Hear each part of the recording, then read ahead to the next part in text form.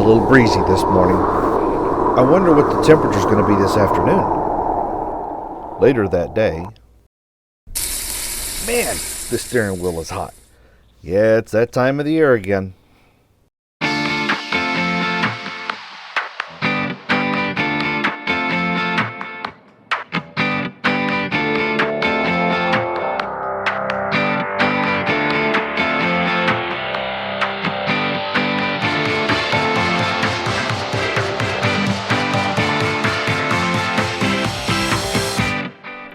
Hello, everyone. You're listening to Tim McKinney from ITW Evercoat. Evercoat, the brand trusted by more shops for automotive and marine repairs than any others for almost 70 years. Bringing you continued innovations like Optex filler with color-changing technology and Optex Super Build with a built-in guide coat. And now, here's Tim. Hello, everyone. Tim McKinney here. Well, we're coming up in that time of the year. Yeah, it's starting to get a little chilly. So what are we starting to see? Well, this morning I went out to my truck to go into work, and by golly, I had to wear a coat. Had frost on the vehicle. Yeah, it's that time of the year. Seasons are starting to change. Well, if you haven't already done so, and if you're listening to this podcast after the fact, you may have already had to have changed your clocks. Public service announcement. Change your batteries and your smoke detectors. Not a bad idea.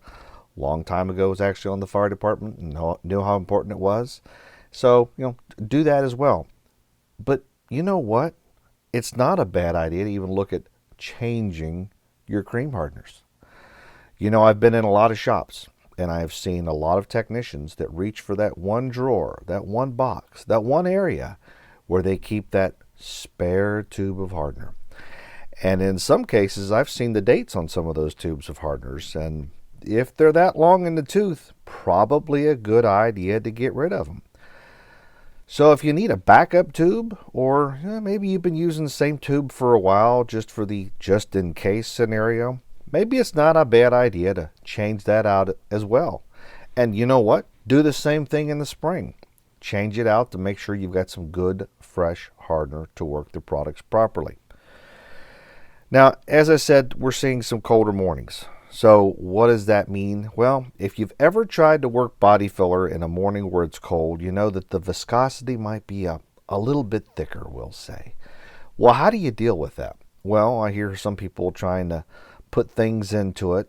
Well, those things that you're putting into it may not always be the correct things to put into it. But, we make those products at a certain viscosity at a certain temperature. So maybe it's a good idea to keep the product at a constant temperature. I get phone calls in the heat of summer. Hey, the body filler is it's soupy. Well, at 100 plus degrees, it may tend to be that way. Well, that same body filler, when it's 50 degrees or cooler, is going to get thicker. I've had people call me up and say that the body filler was way too thick, and then we start talking about the temperature and find out that it was way too cold. You don't want to be trying to mix up or apply body filler at temperatures below 60 degrees. When they start getting too cold, the chemical reaction slows down. And I've actually had a lot of phone calls about that in the dead of winter because, hey, the body filler took too long to dry to sand. The working time was extended. I was in a rush. I was trying to do a smaller repair. So when the heat is our enemy in the summertime, the cold can also be our enemy in the wintertime. So some ways you can fix that, like I just said, try to keep the body filler at a constant temperature, a warmer temperature.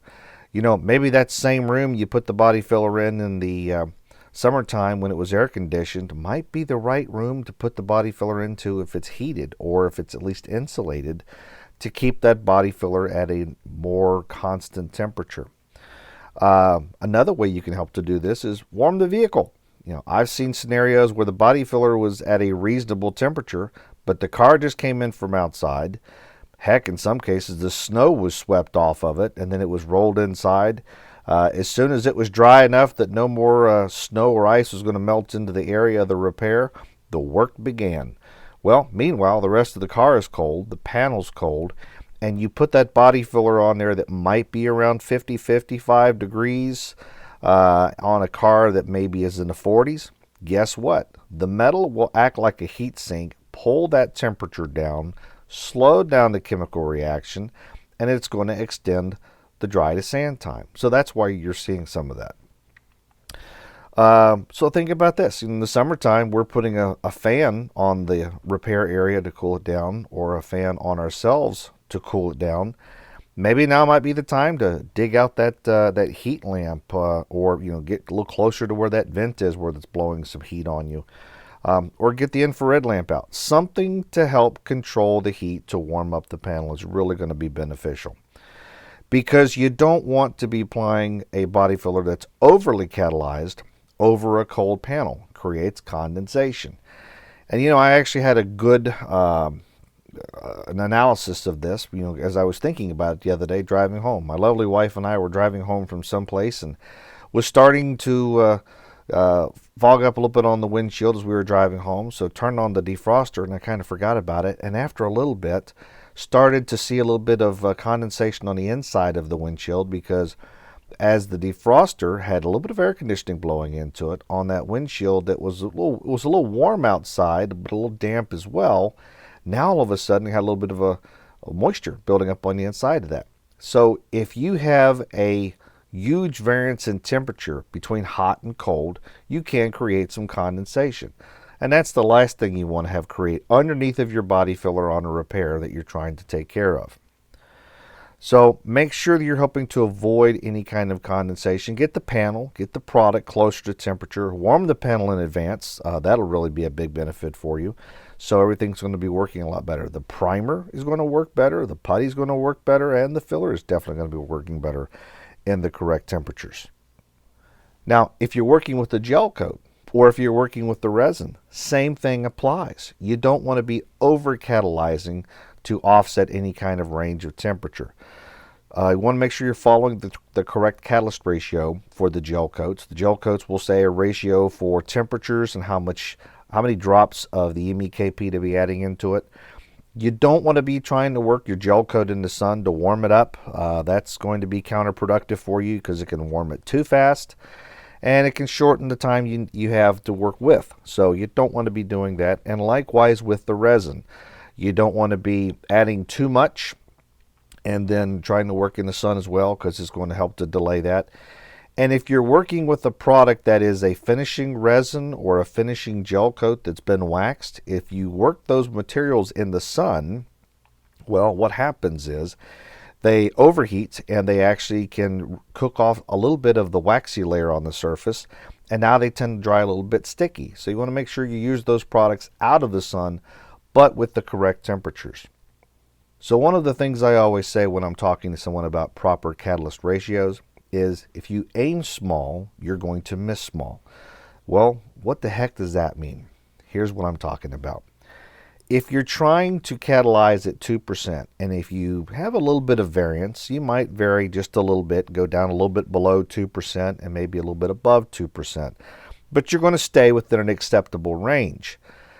But if you catalyze your body filler and you're shooting for a range of, say, 1% to 3%, and you do this all the time, well, now you might find out that your variances are going to be a little bit wider.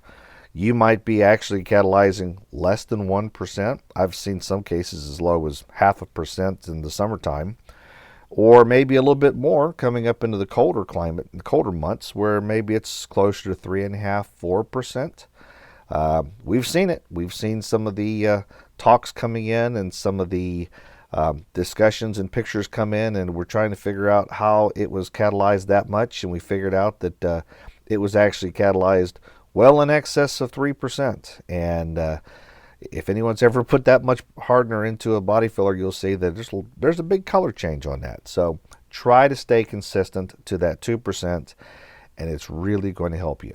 Try to stay consistent on the temperatures, not too hot, not too cold. Try to sustain a regular temperature of working conditions, and you're going to get much better results with the overall process. So that's it for today. Hope everyone is staying safe and staying well out there. So everyone, stay safe, and we'll catch you next month.